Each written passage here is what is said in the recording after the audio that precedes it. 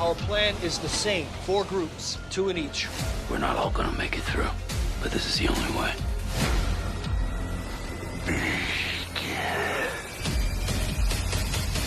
It's too late. Our rendezvous is set in stone. We're coming up. This journey must be completed. We must try. That's what's gotten us this far. And we give it everything we had.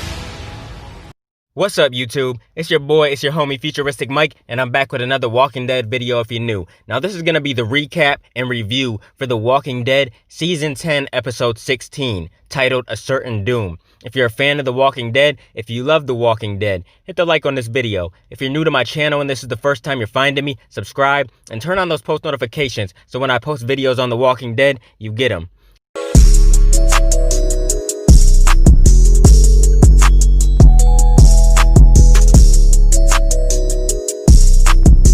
Now, this is a long-awaited episode. We've been waiting months. I think we waited like 6 or 7 months for this episode. It's been a while, man. So I'm happy that this episode is finally here.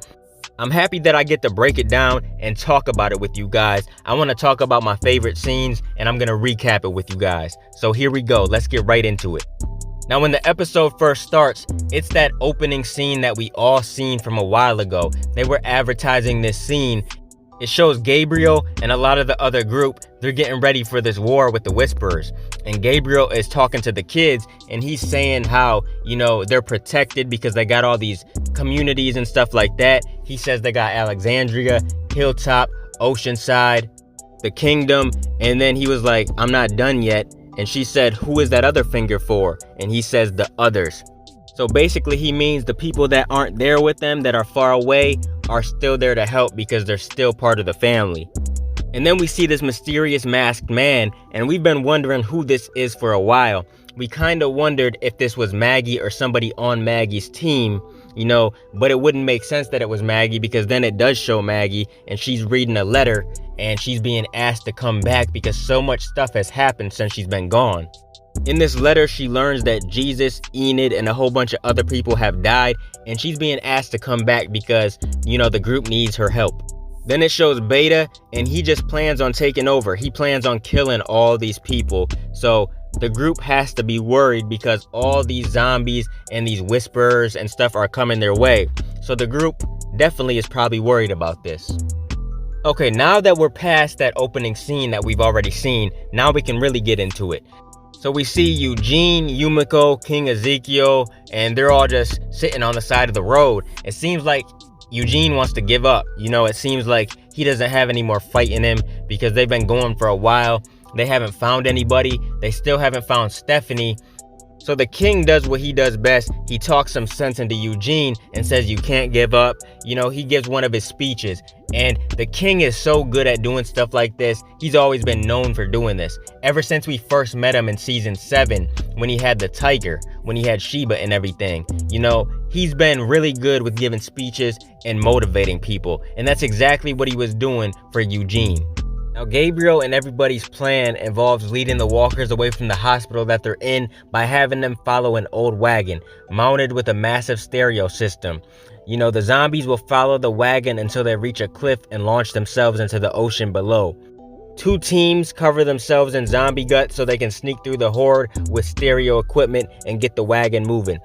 It all works well at first. You know, they're sniping from whisperers from the hospital windows, but when Beta tightens up his army, she loses sight of the hidden enemies, and then one of the whisperers charge at Beatrice, the woman from Oceanside. She takes the villain down, but not before getting stabbed, and she lets out a scream. She yells for Carol to grab her backpack of supplies, but then she gets ate up, and I was so shocked at this right here. You know, she's not a huge main character, but she has been here for a while. She's been here since she got introduced in Oceanside.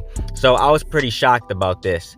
Lydia takes the pack away and she escorts Carol out of the herd to safety. And Carol was pretty shaken up. You know, I don't blame her. She's been through so much, and then she just sees Beatrice get ate in front of her. So it was crazy. After this, their plan works for a while because the herd clears out of the hospital area because of the loud music that they were playing from the wagon. But the Whisperers lose patience and they attack the wagon team, using the zombies as shields. One of them tosses a chain tripwire onto the road, ripping off a wheel and forcing the team to abandon the wagon entirely. The group changes tactics as the herd moves back towards the hospital. They do what they have to do and they assassinate the Whisperers hiding among the zombies. Beta is pissed off, he's furious, especially when he spies Lydia as one of the killers. Before Beta can reach her, Negan blocks his path. Beta tosses a zombie at Negan, who falls to the ground.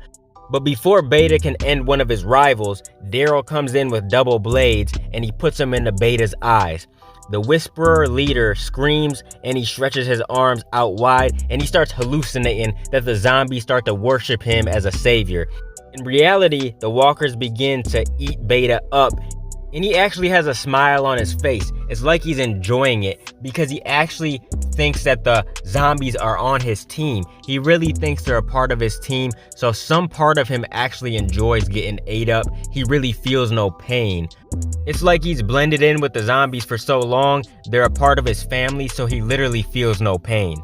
And it's funny because after Daryl and Negan team up and kill Beta, Negan says, "Holy shit, do you know who that asshole was?" And Daryl seems to know exactly who he was or whatever, and he says to Negan, "Yeah, nobody." So I found that part pretty hilarious. I was weak.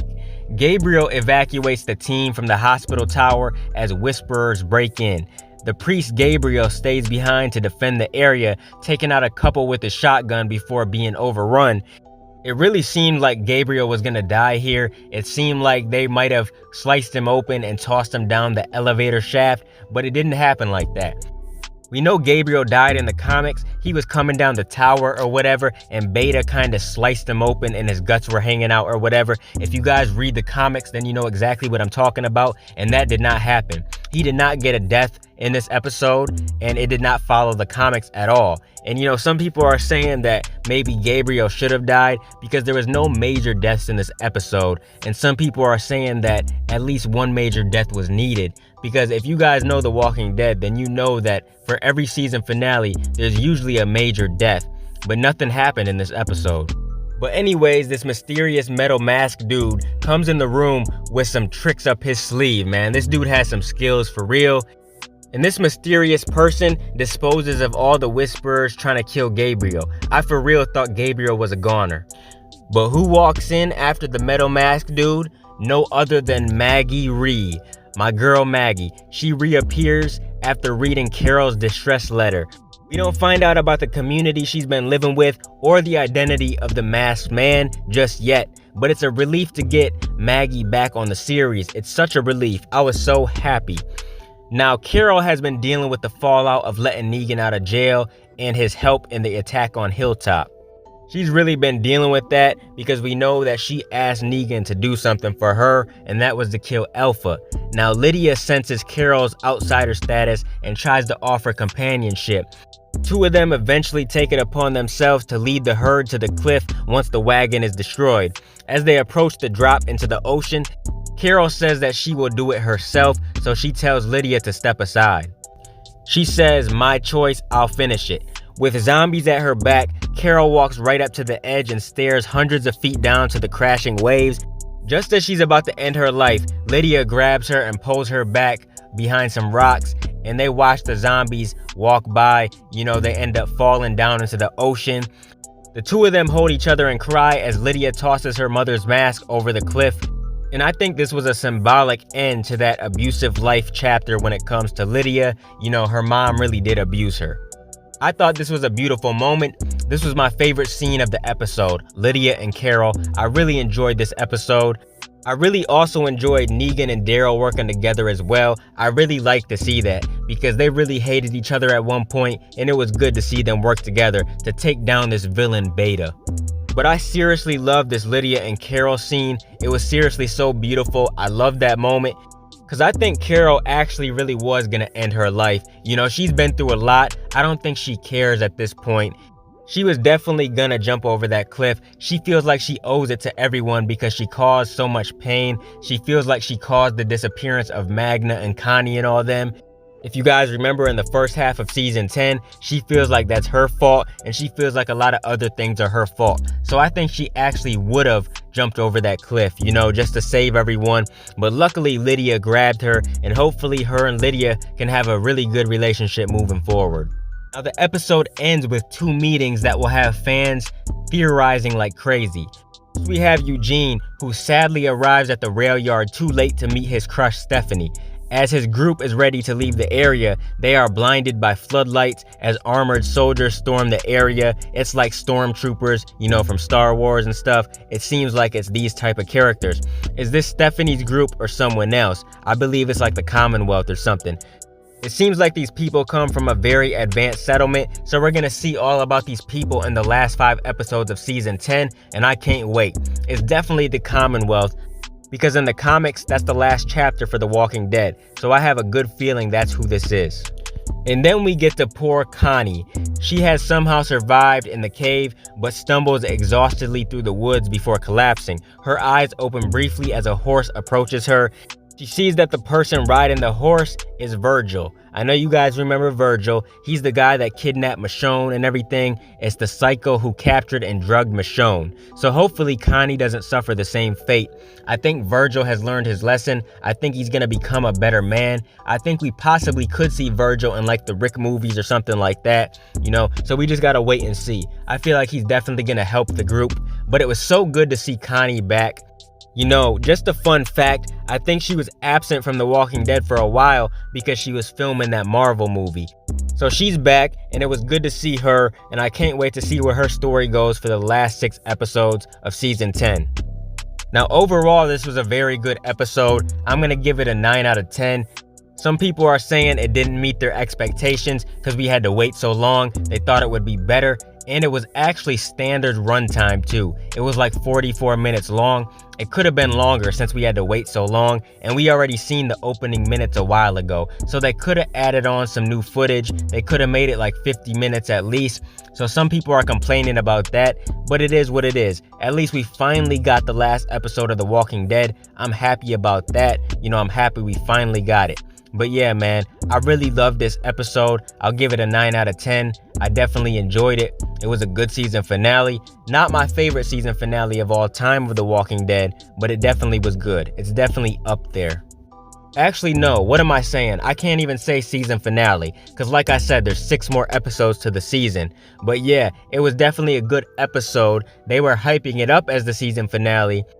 There's definitely other final episodes from other seasons that were better than this one, but this one was still good.